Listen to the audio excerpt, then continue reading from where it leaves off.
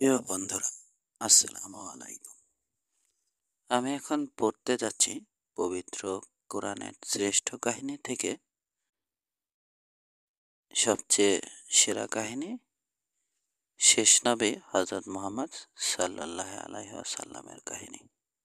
তাহলে চলুন শুরু করা যাক। হজরত মুহাম্মদ সাল্লাল্লাহু আলাইহি ওয়াসাল্লাম এর পৃথিবীতে শুভ আগমন। 570 অথবা 571 ঈসাই সনের 12ই রবিউল আউয়াল রোজ সোমবার শোভে সাদেকের সময় মহানবী হজরত মুহাম্মদ সাল্লাল্লাহু আলাইহি ওয়াসাল্লাম মাতৃগর্ভ হইতে এই ধরণীবক্ষে শুভাগমন করিলেন। হজরত রাসূলে করিম সাল্লাল্লাহু আলাইহি সাল্লামের সেই জন্ম নিশিতে যে সকল অলৌকিক ঘটনা সংঘটিত হইয়াছিল, বিশ্ব মাননীয়া তাহার জননী বিবি আমেনা নিজ মুখে তাহা বর্ণনা করিয়াছেন এই প্রকার। হুজুরে পাক সাল্লাল্লাহু আলাইহি সাল্লামের ভূমিষ্ঠ হওয়ার পূর্ব মুহূর্তে বিবি আমেনা গৃহমধ্যে সম্পূর্ণ একাকিনী ছিলেন। হঠাৎ তিনি আকাশের দিক হইতে একটা প্রচণ্ড আওয়াজ শুনিতে পাইয়া অত্যন্ত ভীত সন্ত্রস্ত হইয়া পড়িলেন।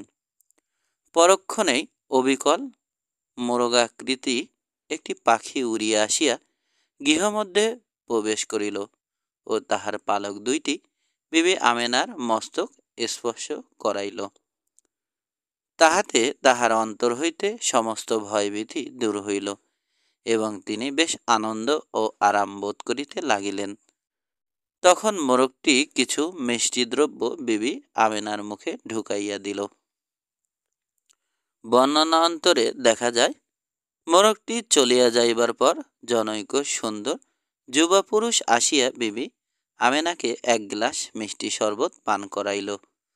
উহা দেখিতে ছিল দুধের মতো সাদা, কিন্তু খাইতে ছিল মধুর মতো মিষ্টি। বিবি আমেনা বলেন, অতঃপর আমার হইতে যেন একটা অপরূপ জ্যোতি বাহির হইয়া ঊর্ধ্ব আকাশের দিকে উঠিয়া গেল। পরক্ষণেই আমার নিকট কয়েকজন সুন্দরী স্ত্রীলোক আসিয়া উপস্থিত হইলেন। আমি তাহাদের পরিচয় জিজ্ঞাসা করিয়া জানিলাম, তাহারা হইলেন হজরত হাজেরা, হজরত মরিয়ম এবং হজরত আসিয়া। তাহারা আমাকে বিশেষভাবে আশ্বস্ত করিলেন, আপনার কোনো দুশ্চিন্তা বা ভয়ের কারণ নেই। আল্লাহর নির্দেশে আমরা আপনার পরিচর্যার জন্য আগমন করিয়াছি। এই সময় আমি একটি অদৃশ্য আওয়াজ শুনিতে পাইলাম, শিশুটিকে মানুষের দৃষ্টির অন্তরালে রাখো। আমি তাহার পর আবার দেখিলাম কতকগুলি সুন্দরী মহিলা রূপার তস্তরিতে করিয়া মেশক, আম্বর ও অন্যান্য সুগন্ধি দ্রব্য লইয়া আসিয়া গৃহমধ্যে প্রবেশ করিল। আমি আরও দেখিতে পাইলাম যে কতকগুলি অপূর্ব পাখি আমার গৃহের উপরে উড়িয়া বেড়াইতে লাগিল। ওই ধরনের সুন্দর বর্ণ এবং আকৃতির পাখি ইতপূর্বে আমি আর কোনোদিন দেখি নাই। উহা দেখিয়া আমার চক্ষু জুড়াইয়া গেল। এমনি অবস্থার মধ্যে আমার পুত্র মুহাম্মদ সাল্লাল্লাহু আলাইহি ওয়াসাল্লাম ভূমিষ্ঠ হইল। আমি কোনো কিছুই উপলব্ধি করিতে পারিলাম না। সে ভূমিষ্ঠ হইয়াই সিজদায় পতিত হইয়া বলিল, লা ইলাহা ইল্লাল্লাহু মুহাম্মাদুর রাসূলুল্লাহ। শিশু ভূমিষ্ঠ হওয়ার রাত্রে ঘটনাক্রমে আমার গৃহে কোনো প্রদীপ ছিল না, কিন্তু আমার পুত্রের দেহের আলোকে আমার গৃহ অভ্যন্তর এইরূপ আলোকিত হইল যে ঘরের মেঝেই পতিত সূর্য সে আলোতে তুলিয়া লওয়া যাইত। সেই আলোর ছটা এমনই উজ্জ্বল ছিল যে উহার ঝলকে সুদূরবর্তী সিরিয়া দেশটি পর্যন্ত আমার চোখের সামনে ভাসিয়া উঠিল। বিবি আমেনা বলেন, অতঃপর একখণ্ড সাদা মেঘ নামিয়া আসিয়া শিশুকে আমার কোল হইতে তুলিয়া লইয়া গেল।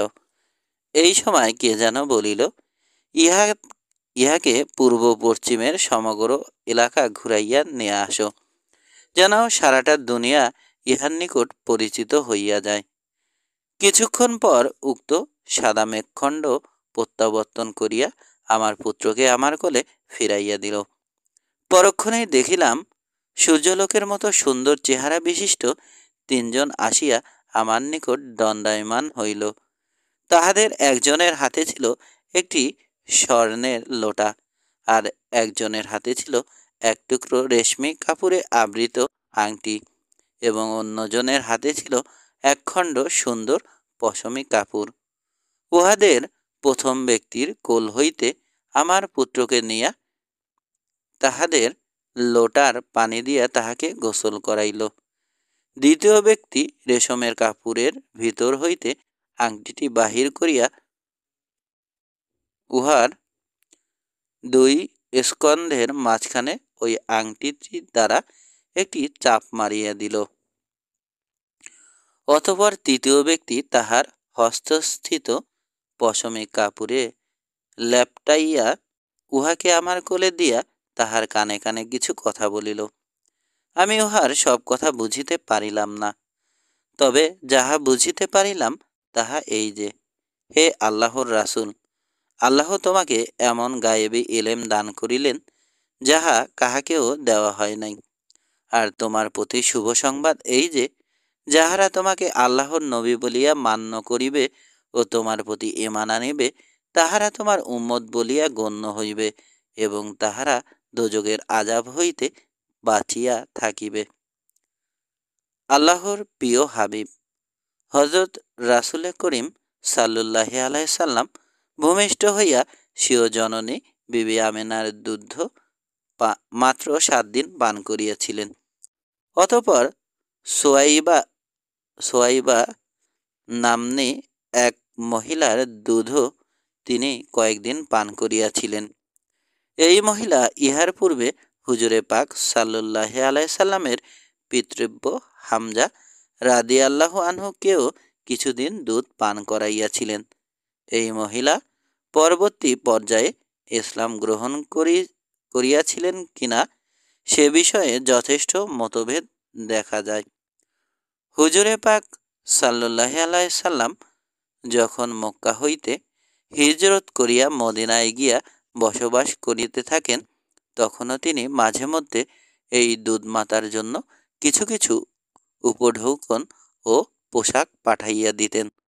হুজুরে পাক সাল্লাল্লাহু আলাইহি সাল্লাম এর দুগ্ধ মাতা হযরত হালিমা সাআদিয়াই মুসলিম জাহানে সুপরিচিতা। এই মহিলা আরবের তায়েব অঞ্চলের বনি সাদ বিন গোত্রের মহিলা ছিলেন। এই গোত্রটি তৎকালীন আরবের সর্বাপেক্ষা বিশুদ্ধ ভাষাভাষী লোক ছিল, আর ব্যক্তিগতভাবে হযরত হালিমা অত্যন্ত নেককারিণী, পুণ্যময়ী, সম্মানিতা এবং ধৈর্যশীলা মহিলা ছিলেন। ইনি স্বামীসহ গ্রামে বাস করিতেন। শিশু নবী হযরত মুহাম্মদ সাল্লাল্লাহু আলাইহি সাল্লামের সিনা চাক বা বক্ষ বিদারণ। হযরত হালিমা সাআদিয়া বলেন, যথাসময়ে শিশু মুহাম্মদ সাল্লাল্লাহু আলাইহি সাল্লামকে দুগ্ধ ছাড়াইয়া আমি তাহাকে মক্কায় তাহার মাতার হস্তে সোপর্দ করিয়া আসিতে গেলাম। বলিতে কি এমন বরকতওয়ালা বুজুর্গ শিশুকে হাতছাড়া করিতে মোটেই আমার মন চাহিতেছিল না। তাহার প্রতি আমার এত বেশি মায়া ও মহাব্বত সৃষ্টি হইয়াছিল যে তাহার তুলনা নাই। কিন্তু তাহা সত্ত্বেও তাহাকে তো আর চিরদিন বাঁধিয়া রাখা যাইবে না। কোন অধিকারে তাহাকে রাখিব? যাহার পুত্র তাহার হাতে তাহাকে ফিরাইয়া দিতেই হইবে, ইহার অন্যথা চলিবে না। অতএব ব্যথিত হৃদয়কে কোনোমতে দমন করিয়া শিশু মুহাম্মদ সাল্লাল্লাহু আলাইহি সাল্লামকে হযরত আমিনার হাতে তুলিয়া দিয়া বলিলাম, মাননীয়া, এই আপনার হৃদয়ের পুত্তলি, সোনার মানিক, অমূল্য মহারত্নকে নিজের হস্তে গ্রহণ করুন। হযরত আমিনা তাহাকে স্বগৃহে লইয়া সচেনেহে চুম্বন করিলেন। অতঃপর আমি হজরত আমেনাকে লক্ষ্য করিয়া বলিলাম, মাননীয়া, আপনার পুত্রকে যদি আরও একটু বলিষ্ঠ ও হৃষ্টপুষ্ট হওয়া পর্যন্ত আমার নিকট রাখিয়া দিতেন, আমার মতে তাহা ভালো হইত। বিশেষত এখন মক্কায় মহামারী আকারে যে ব্যাধির প্রাদুর্ভাব, তাহাতে আমি অপ্রাপ্তবয়স্ক শিশুর এখানে না থাকাই উত্তম বিবেচনা করি। এখন আপনার যাহা অভিরুচি তাহাই করুন। হজরত আমেনা আমার কথাটা শুনিয়া ভালো মনে করিয়াই তাহার পুত্রকে আমার নিকট দিয়া দিলেন। আমি তাহাকে লইয়া আমার বাড়িতে আসিলাম। ইহার 2-3 মাস পরের ঘটনা। শিশু মোহাম্মদ সাল্লুল্লাহি আলাইহি ওয়াসাল্লাম একদা আমার নিকট বলিলেন, আমার দুধ ভাই প্রতিদিন এত দীর্ঘ সময় গৃহে থাকে না কেন? কোথায় চলিয়া যায়? আমি বলিলাম, সে বকরির পালের সহিত মাঠে যায়। শুনিয়া শিশুনবী সাল্লুল্লাহি আলাইহি সাল্লাম বলিলেন, তবে আমিও তো তাহার সহিত যাইতে পারি। আমি রাজি হইয়া পরদিন তাহাকে আমার পুত্রের সহিত মাঠে যাইতে দিলাম। কিন্তু মাঠে যাইবার কিছুক্ষণ পরেই আমার ছেলে কাঁদিতে কাঁদিতে দৌড়াইয়া আসিয়া আমাকে বলিল, আমাদের কোরাইশী ভাইটিকে 2 জন সাদা পোশাক পরিহিত লোক হঠাৎ ধরিয়া লইয়া গেল। আমি দূর হইতে দেখিলাম, লোক দুইটি তাহাকে চিৎভাবে শয়ন করাইয়া তাহার বুক চিরিয়া ফেলিয়া ভিতর হইতে কি যেন বাহির করিয়া ফেলিল। ছেলের মুখে এহেন ভয়ানক খবর শুনিয়া আমি আমার স্বামীর নিকট বলিলাম, এবং তখনই আমরা উভয়েই দৌড়াইয়া যথাস্থানে পৌঁছিলাম। গিয়া দেখিলাম তিনি দাঁড়াইয়া আছেন, তবে তাহার শরীরে মাটি দেখিয়া আমি অস্থির হইয়া গেলাম। আমার স্বামী তাহাকে কোলে তুলিয়া লইয়া সচেনেহে বলিলেন, বৎস, বলো তো কি ঘটনা হইয়াছে? উত্তরে তিনি বলিলেন, 2 জন সাদা পোশাকধারী পুরুষ আসিয়া আমাকে ধরিয়া নির্জন স্থানে নিয়ে আসিল এবং আমাকে শোয়াইয়া আমার সিনা ফাড়িয়া কি যেন বাহির করিয়া নিয়া আবার বক্ষ মধ্যে পূর্বের মতো করিয়া দিয়া অদৃশ্য হইয়া গেল। তাহার মুখে এই কথা শুনিয়া আমার স্বামী বলিলেন, হালিমা, আমার খুবই ভয় হইতেছে। এই মানিকটির উপর বিপদ আপতিত হয় না কি? তুমি আমার সহিত মক্কায় চলো। বিপদ আপদ আসার আগেই আমরা ইহাকে জননীর কাছে যথারীতি পৌঁছাইয়া দিয়া আসি। অতঃপর আমরা স্বামী স্ত্রী তাহাকে লইয়া মক্কা গেলাম এবং তাহার মাতার নিকট তাহাকে পৌঁছাইয়া দিয়া সমস্ত ঘটনা ব্যক্ত করিলাম। তিনি ধৈর্যের সাথে ইহা শুনিয়া আমাদিগকে অভয় প্রদান করিলেন আর বলিলেন, তোমরা ইহার উপর কোনো জিনভূতের আসর হইয়াছে মনে করিয়া ভয় পাইয়াছ, কিন্তু জানিয়া রাখো, আমার এই সন্তানের প্রতি কোনো জিনভূতের আসর হইতে পারে না। আল্লাহর কসম, আমার এই সন্তানের প্রতি জিনভূতের কোনো আধিপত্যই নাই। তবে তোমরা যাহা দেখিয়াছ, নিশ্চয় ইহা তাহার কোনো অভিনব মাজেদা। তোমরা যখন তাহাকে নিয়ে আসিয়াছ, আমার নিকটই রাখিয়া যাও। তখন আমরা তাহাকে তাহার নিকট রাখিয়া আসিলাম। হুজুরে পাক সাল্লুল্লাহি আলাইহি সাল্লামের বক্ষ বিদীর্ণ হওয়ার ঘটনা সম্পর্কে প্রধানত 2টি অভিমত দেখা যায়। একটি এই যে, মোট 4 বার বক্ষ বিদীর্ণ হইয়াছে, যথা প্রথমবার বিবি হালিমার গৃহে থাকা অবস্থায়, দ্বিতীয়বার নবুয়ত প্রাপ্তির আগে 10 বছর বয়ঃক্রমকালে, তৃতীয়বার নবুয়ত প্রাপ্তির কিছু পূর্বে তাহার ইবাদত ও ধ্যানস্থল হীরা পর্বত গুহায়, এবং চতুর্থবার মেরাজ শরীফে গমন করার পূর্বে। অপর বর্ণনাকারীর মতে হুজুরে পাক সাল্লাল্লাহু আলাইহি সাল্লামের বক্ষ বিদীর্ণ মোট 3 বার হইয়াছিল, যথা প্রথমবার বিবি হালিমার গৃহে, দ্বিতীয়বার হীরা পর্বত গুহায় এবং তৃতীয়বার মেরাজ শরীফে গমন করার পূর্বক্ষণে। হযরত মুহাম্মদ সাল্লাল্লাহু আলাইহি সাল্লামের বাল্যজীবন। আল্লাহ তাআলা যাহাকে বিশ্ব মানবের জন্য পথ প্রদর্শক রূপে মনোনয়ন করিয়া দুনিয়ায় প্রেরণ করিয়াছেন, তাহার জীবনের প্রতিটি অধ্যায়ে এবং প্রতিটি স্তরে অন্য মানুষের সাথে পার্থক্য এবং স্বতন্ত্র থাকা অনিবার্য। রাসূলে করিম হজরত মুহাম্মদ সাল্লুল্লাহ আলাইসাল্লামের ক্ষেত্রে ইহার নিদর্শন দেখা গিয়াছিল পুরা মাত্রায়। তাহার বাল্যে দেখা গিয়াছিল অন্যান্য বালকদের চরিত্রের সাথে তাহার চরিত্রের কোনো মিল নাই। তিনি শৈশব হইতেই ছিলেন স্বল্পভাষী ও ধীর স্থির প্রকৃতি সম্পন্ন। অধিক চঞ্চলতা তাহার মধ্যে ছিল না। খেলাধুলা বাজে কথা তিনি মোটেই ভালোবাসিতেন না। তাহার সমবয়সী বালকগণ যখন খেলাধুলোয় মত্ত হইত, তখন তিনি প্রান্তরের পাশে বসিয়া একাকী কি যেন চিন্তা করিতেন।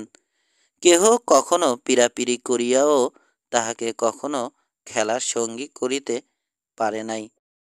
তাহা ছাড়া অতি অল্প বয়স হইতেই তাহার স্বভাব চরিত্র ছিল অত্যন্ত সুন্দর এবং প্রশংসনীয়।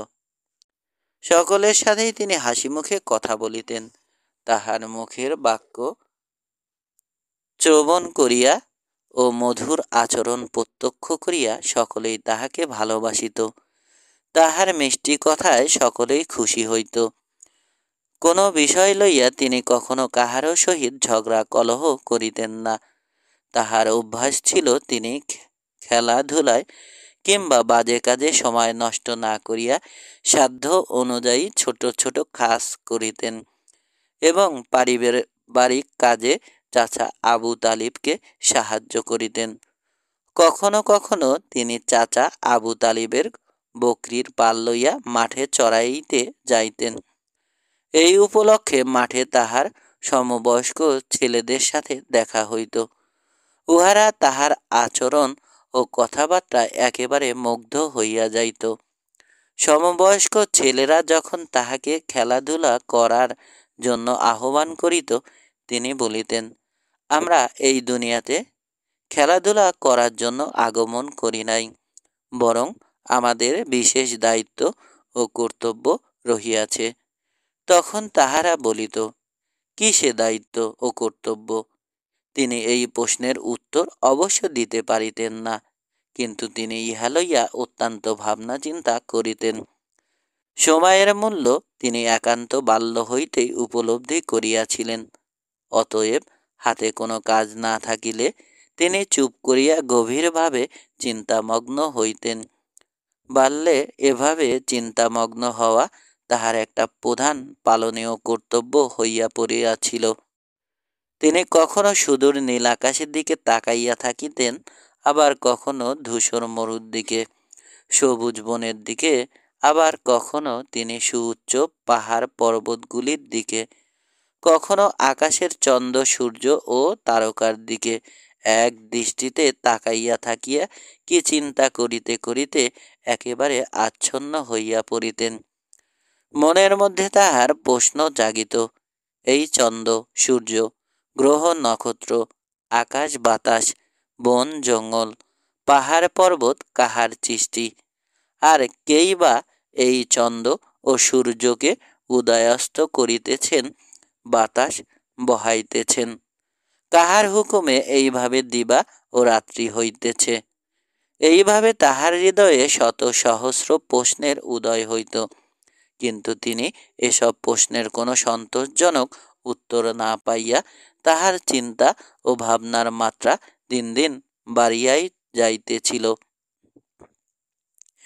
একদা তিনি চাচা আবু তালিবের বকরি চড়াইতে দূরবর্তী একটি মাঠে গেলেন। সহসা তাহার নিকট অতি প্রিয় দর্শন দুইজন লোক উপস্থিত হইলেন। তাহাদের চেহারা, পোশাক পরিচ্ছদের সৌন্দর্য ও পারিপাট্য মনোমুগ্ধকর ছিল।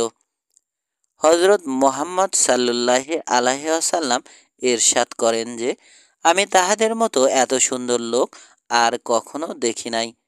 তাহাদের দেহ হইতে উত্তম সুঘ্রাণ নির্গত হইতেছিল। আমি তাহাদিগকে চিনিতে পারিলাম না, কিন্তু পরে জানিতে পারিলাম যে উহাদের একজন ফেরেশতা জিব্রাইল এবং অন্যজন ফেরেশতা মেকাইল। তাহারা আমার নিকট আসিয়াই সজোরে হাত দুইখানা চাপিয়া ধরিলেন এবং আমাকে মাটির উপরে চিৎভাবে শোয়াইয়া দিলেন। অতঃপর তাহারা আমার নাভিদেশ হইতে বক্ষ পর্যন্ত চিরিয়া ফেলিলেন, কিন্তু আমার তাহাতে কিছুমাত্র কষ্ট হইল না।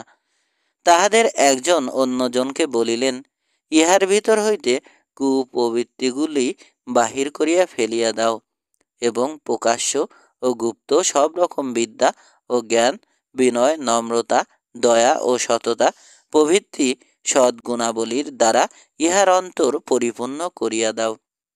অপর ফেরেশতা আমার বক্ষ মধ্যস্থ কালো বর্ণের কিছুটা রক্ত বাহির করিয়া দূরে নিক্ষেপ করিলেন।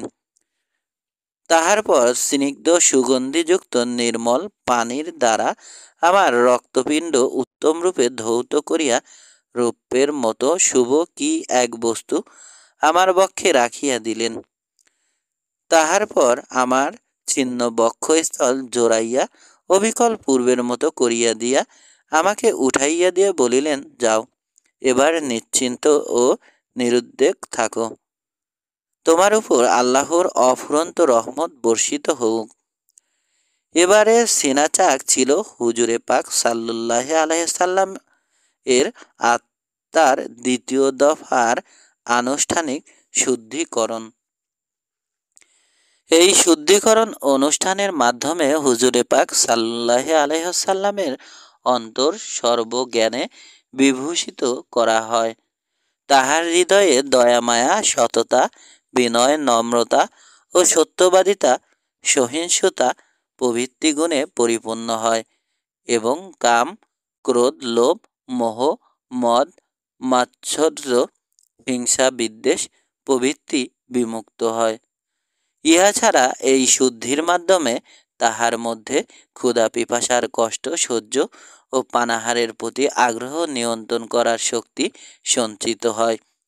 বস্তুত প্রমাণস্বরূপ দেখা গিয়াছে যে ক্ষুধা পিপাসার প্রাবল্যেও তিনি শুধু জমজম কূপের 2-1 পেয়ালা সুপেয় পানি পান করিয়াই দিনের পর দিন কাটাইয়া দিতে পারিতেন। হযরত মুহাম্মদ সাল্লুল্লাহ আলাইসাল্লাম এর হৃদয় হইতে কুপ্রবৃত্তি ও কুকাজসমূহের মূল বুনিয়াদ ধুইয়া মুছিয়া সাফ হইয়া গিয়াছিল। তাই কোনো একটি দিনের জন্য তিনি কখনো একটি অসৎ, অন্যায় বা অপছন্দনীয় কাজ করেন নাই। মিথ্যার বীজ তাহার ভিতরে শৈশব হইতেই ছিল না। অনেকে মিথ্যা বর্জন করিলেও অন্তত হাসি তামাশার ভিতরেও 2-1টি মিথ্যা কথা বলে, কিন্তু হযরত মুহাম্মদ সাল্লুল্লাহ আলাইসাল্লাম এর জীবনে কোনোদিন তাহাও হয় নাই। সত্যের মূর্ত প্রতীক ছিলেন তিনি। তাহার প্রাণের শত্রু এ কথা বলিতে পারিত না যে তাহার মুখ হইতে বাল্যেও কোনোদিন একটি মিথ্যা কথা বাহির হইয়াছে। এইরূপ মহান সত্যের জাজ্বল্যমান অনুপম দৃষ্টান্ত ছিলেন তিনি। আর তাই বলিয়াই আরবের লোকগণ তাহাকে দুর্লভ আলামিন উপাধিতে ভূষিত করিয়াছিল। হযরত মুহাম্মদ সাল্লুল্লাহ আলাইসাল্লাম এর বিবি খাদিজা রাদিয়াল্লাহু আনহা এর ব্যবসায়ে নিয়োগ এবং সিরিয়ায় বাণিজ্য যাত্রা। হযরত মুহাম্মদ সাল্লুল্লাহ আলাইসাল্লাম এর চাচা আবু তালিবের পরিবারের সদস্য সংখ্যা ছিল অনেক বেশি, অথচ উপার্জনক্ষম ব্যক্তি ছিলেন তিনি একা। তাই আবু তালিবের সংসার অসচ্ছলতার মধ্য দিয়াই চলিতেছিল, যাহার ফলে আবু তালিব ভাতিজা হযরত মুহাম্মদ সাল্লুল্লাহ আলাইসাল্লামকে পুত্রাধিক স্নেহ করা সত্ত্বেও তাহার শিক্ষা দীক্ষার কোনো ব্যবস্থা করিতে পারিলেন না। হুজুর সাল্লুল্লাহ আলাইসাল্লাম যতদূর সম্ভব ব্যবসা করিয়া অর্থকষ্টে বিব্রত চাচাকে কিছুটা সাহায্য করিতে শুরু করিলেন। ব্যবসা ক্ষেত্রে অবতীর্ণ হইয়া অবশ্য বিচক্ষণ ব্যবসায়ী হইলেন এবং স্বীয় সততা ও চারিত্রিক মহত্বের কারণে ব্যবসা ক্ষেত্রে তিনি সুনামও অর্জন করিলেন। কিন্তু যেহেতু তাহার নিকট প্রয়োজনানুযায়ী মূলধন ছিল না এবং অর্থ অভাবজনিত কারণে আবু তালিবও তাহাকে অর্থ যোগান দিতে পারিলেন না, তাই এত যোগ্যতা থাকা সত্ত্বেও তাহাকে বসিয়া থাকিতে হইল। অবশেষে তিনি একজন ধনী লোকের বকরির পাল চড়াইবার চাকুরি গ্রহণ করিলেন।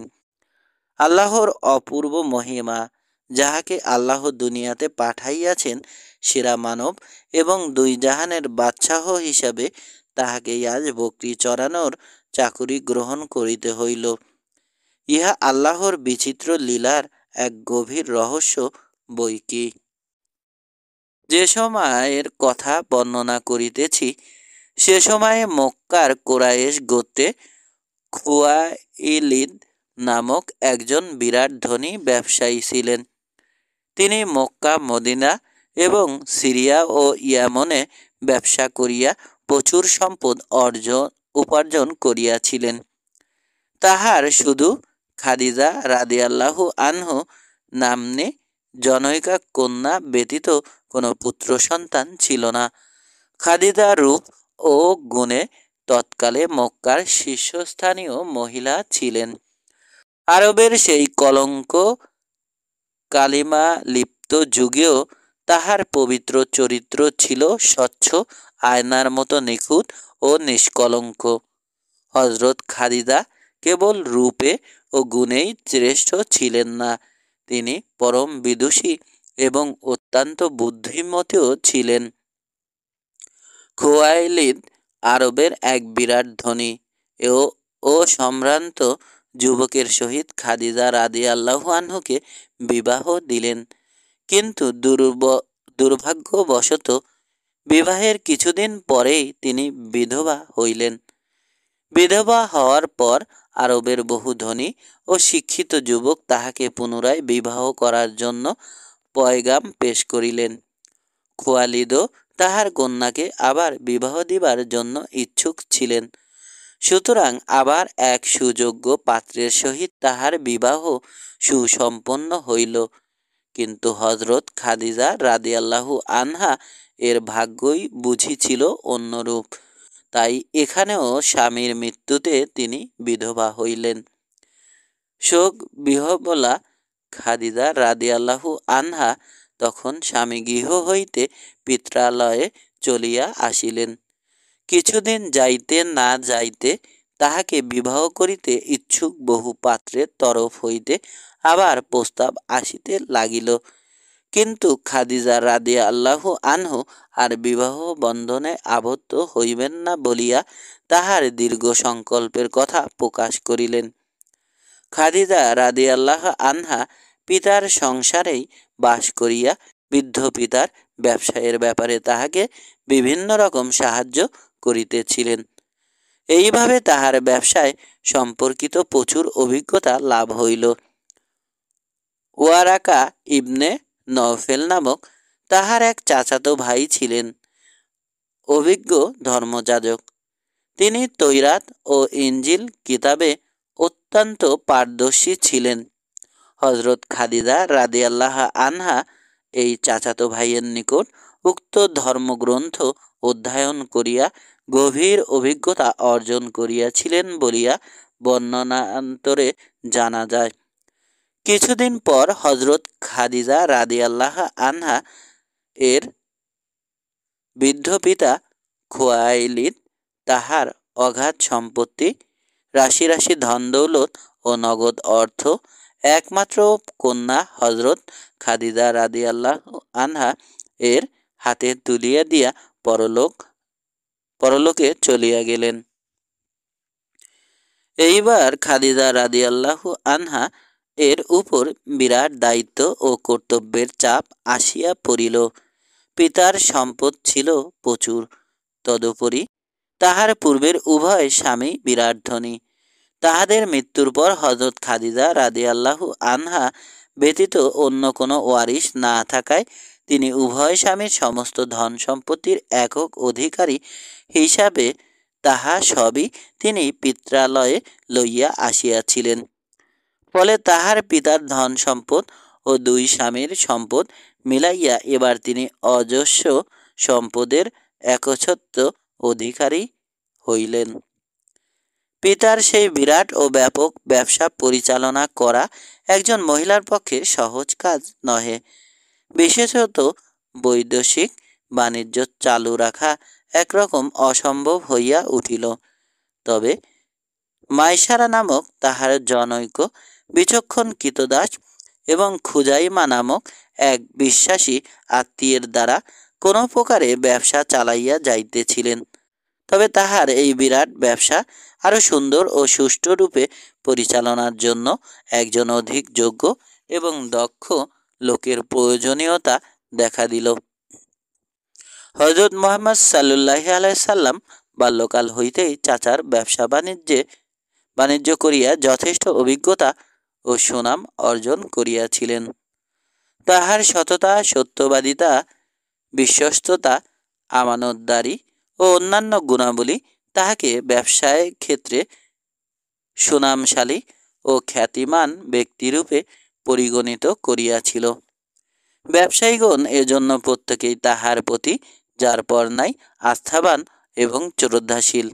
মোট কথা, আরবের প্রত্যেকটি ব্যবসায়ী লোকই তাহাকে অত্যন্ত বিশ্বাস করিত। হযরত মুহাম্মদ সাল্লাল্লাহু আলাইহি সাল্লামের এইসব গুণ ও যোগ্যতার কথা হযরত খাদিজার কানে গিয়া পৌঁছিল।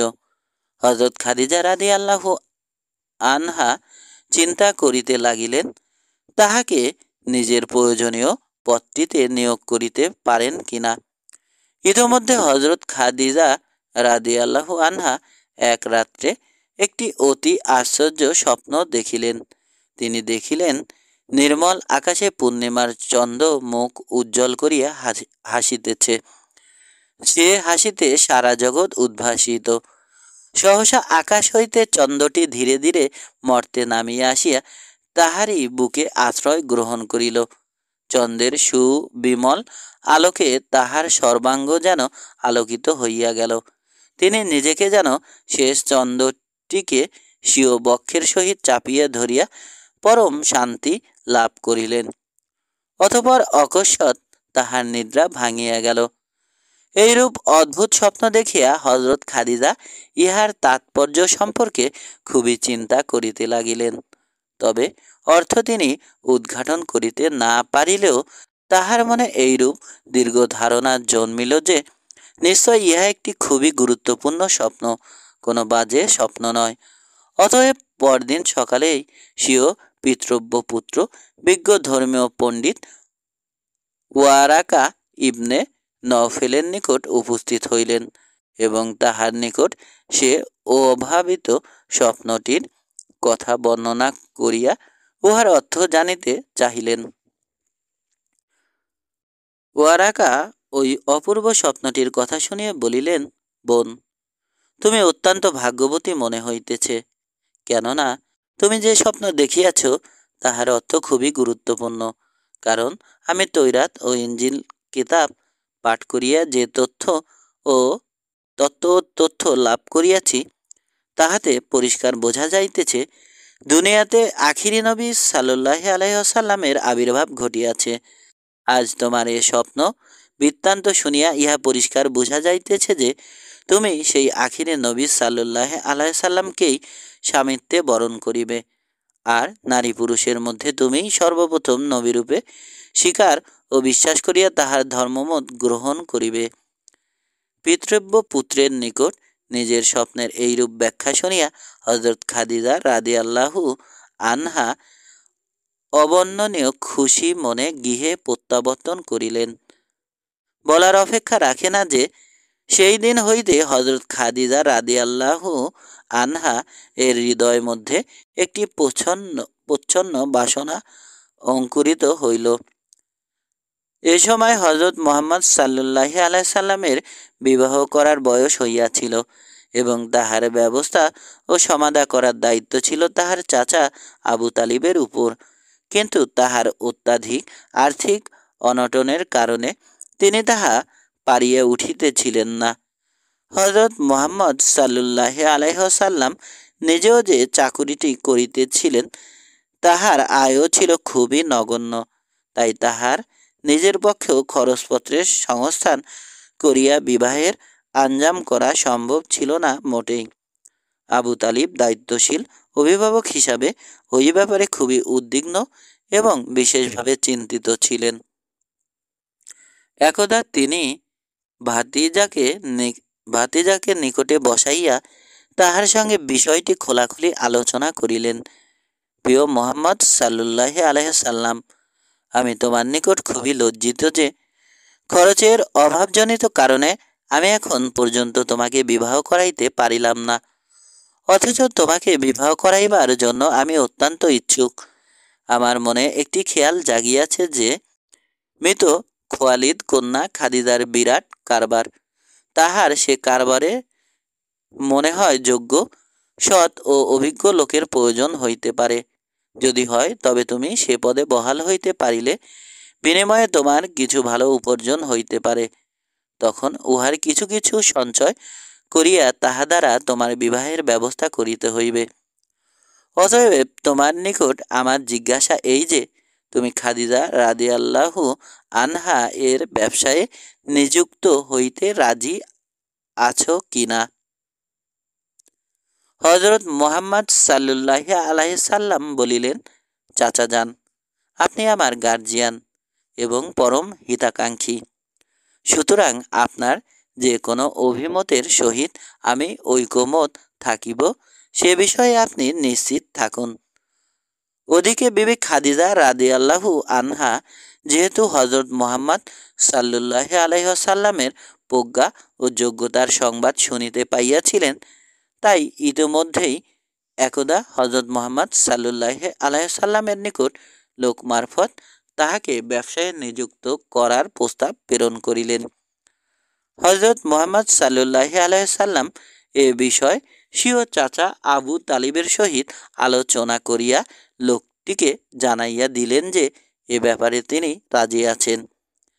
কয়েকদিনের মধ্যেই হযরত খাদিজা রাদিয়াল্লাহু আনহা বহু টাকা পয়সা ও ব্যবসায়ের পণ্য দিয়া হযরত মুহাম্মদ সাল্লুল্লাহ আলাইসাল্লামকে ব্যবসায় উপলক্ষে সিরিয়ায় প্রেরণ করিলেন। হযরত খাদিজা রাদিয়াল্লাহু আনহা হযরত মুহাম্মদ সাল্লুল্লাহ আলাইসাল্লামের কাজে সহায়তা ও তাহার সেবা যত্ন করার জন্য তাহার মাইসারা নামক একজন বিশ্বস্ত ও সুদক্ষ কৃতদাসকে এবং খুজাইমা নামক একজন কর্মদক্ষ আত্মীয়কে তাহার সঙ্গে পাঠাইলেন।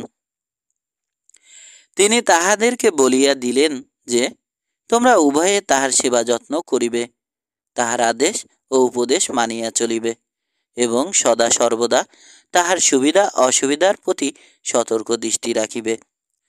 এক বর্ণনায়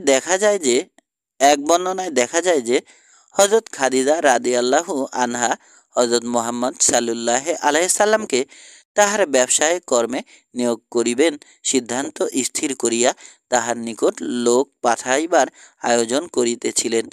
ঠিক এমনি সময়ে আবু তালিব ভ্রাতুষ্পুত্র হযরত মুহাম্মদ সাল্লুল্লাহ আলাইসাল্লামকে সঙ্গে লইয়া খাদিজা রাদিয়াল্লাহু আনহা এর বাড়ি হাজির হইলেন।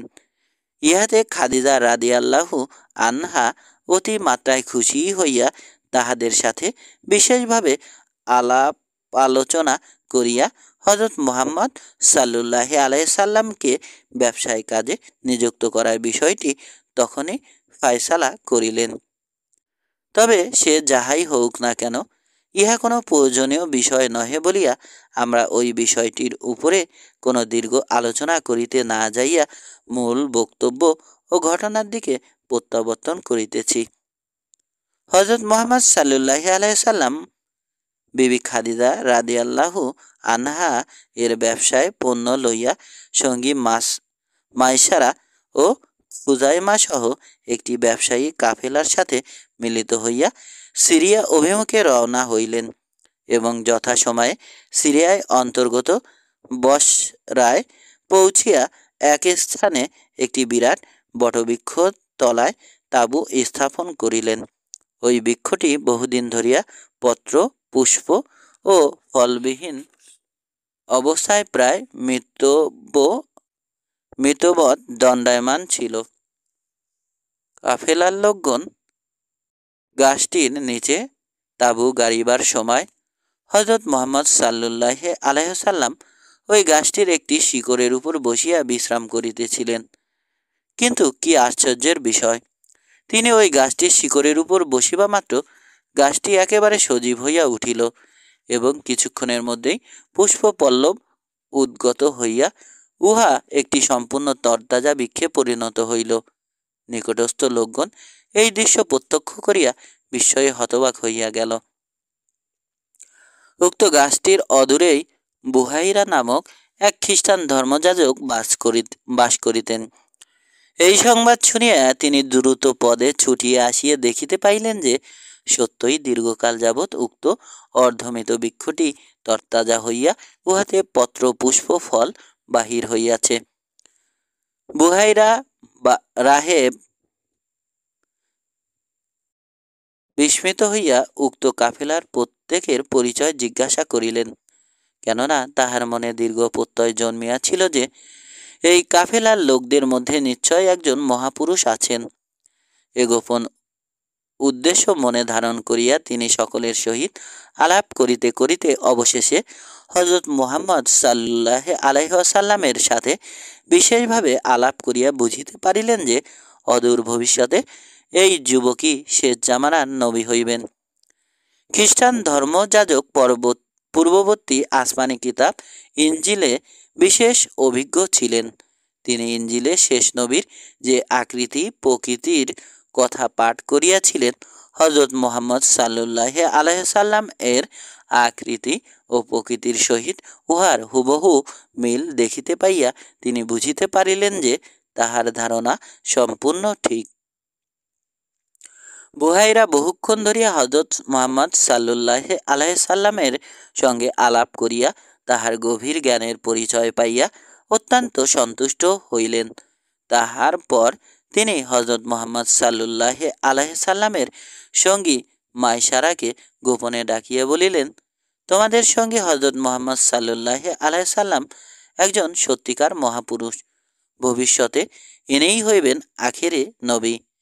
এ দেশের খ্রিস্টান ও ইহুদিগণ ইহার পরিচয় পাইলে ইহার প্রাণনাশের চেষ্টা করিবে, যেহেতু তাহারা জানে যে আখেরে নবীর আবির্ভাব হইলে উহাদের পৈতৃক ধর্ম বাতিল হইয়া তাহারই ধর্ম দুনিয়ার সর্বত্র প্রচলিত হইবে। অতএব তোমরা কাল বিলম্ব না করিয়া অতি সত্বর প্রত্যাগমন করো।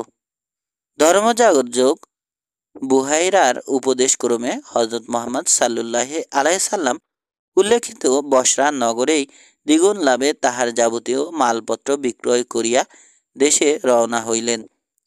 ফিরিবার পথে মাইসারা ও খুজাইমা লক্ষ্য করিল যে হযরত মুহাম্মদ সাল্লাল্লাহু আলাইহি সাল্লাম যে উটের উপরে আরোহণ করিয়া পথ চলিতেছেন, ঠিক তাহার উপরে একখণ্ড মেঘ ছায়া প্রদান করিয়া তাহার সাথে সাথে অগ্রসর হইতেছে।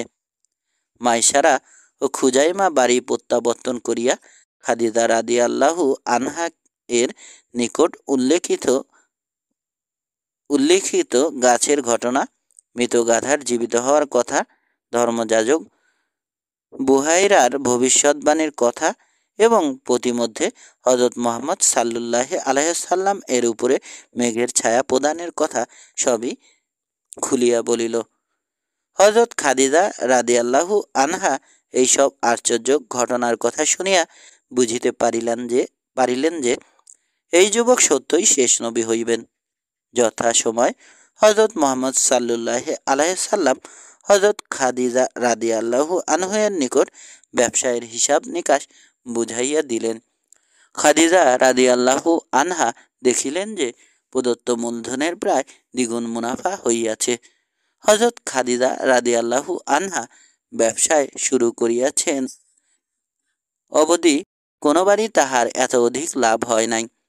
ইহাতে খাদিজা রাদিয়াল্লাহু আনহা হযরত মুহাম্মদ সাল্লাল্লাহু আলাইহি ওয়াসাল্লাম এর প্রতি এত বেশি সন্তুষ্ট হইলেন যে তাহাকে তিনি তাহার ন্যায্য পাওনা ছাড়াও আরও বহু টাকা পুরস্কার স্বরূপ দিলেন। হযরত ওয়ারাকা ইবনে নওফেলের নিকট হইতে নিজের দেখা পূর্বের সেই স্বপ্নের মর্ম জানিবার পর হইতেই হজরত মোহাম্মদ সাল্লাল্লাহু আলাইহি সাল্লামের প্রতি কেমন জানি একটা আকর্ষণ বোধ করিতেছিলেন, যদিও তিনি তাহাকে দর্শন করেন নাই। এবার তিনি তাহাকে দেখিয়া, তাহার কথাবার্তা শুনিয়া ও তাহার আচার ব্যবহার এবং লক্ষণাদি লক্ষ্য করিয়া তাহার মনে এই সুদীর্ঘ ধারণা জন্মিল যে মক্কা নগরীতে যদি কেহ শেষ নবী হওয়ার যোগ্য থাকিয়া থাকেন, তবে তিনি হজরত মোহাম্মদ সাল্লাল্লাহু আলাইহি সাল্লাম ছাড়া নিশ্চয় অন্য কেহ নহেন। হজরত খাদিজা রাদিয়াল্লাহু আনহু নিজে অতিশয় বিদুষী, বিচক্ষণা, সূক্ষ্মদর্শিনী, বুদ্ধিমতী ও দূরদৃষ্টিসম্পন্না মহিলা ছিলেন। তাই তিনি হজরত রাসূল করিম সাল্লাল্লাহু আলাইহি সাল্লাম এর অপূর্ব সততা, বিশ্বস্ততা, আমানতদারি, বিনয়, নম্রতা, ব্যক্তিত্ব, সচ্চরিত্রতা ও ন্যায়নিষ্ঠা প্রভৃতি গুণ প্রত্যক্ষ করিয়া তাহার প্রতি অধিকতর আকৃষ্ট হইয়া পড়িলেন। তিনি যেন তাহার প্রতি কেমন একটা হৃদয়ের টান অনুভব করিতে লাগিলেন। এ সময় তিনি মনে মনে ভাবিতেছিলেন, যদি এই ব্যক্তি শেষ নবী হন, আর আমি যদি তাহাকে স্বামিত্বে বরণ করিয়া তাহার দাসীরূপ স্ত্রী হইতে পারি, তবে আমার মতো সৌভাগ্যবতী নারী আরবে কেন, সারা দুনিয়াতে আর কে হইতে পারে।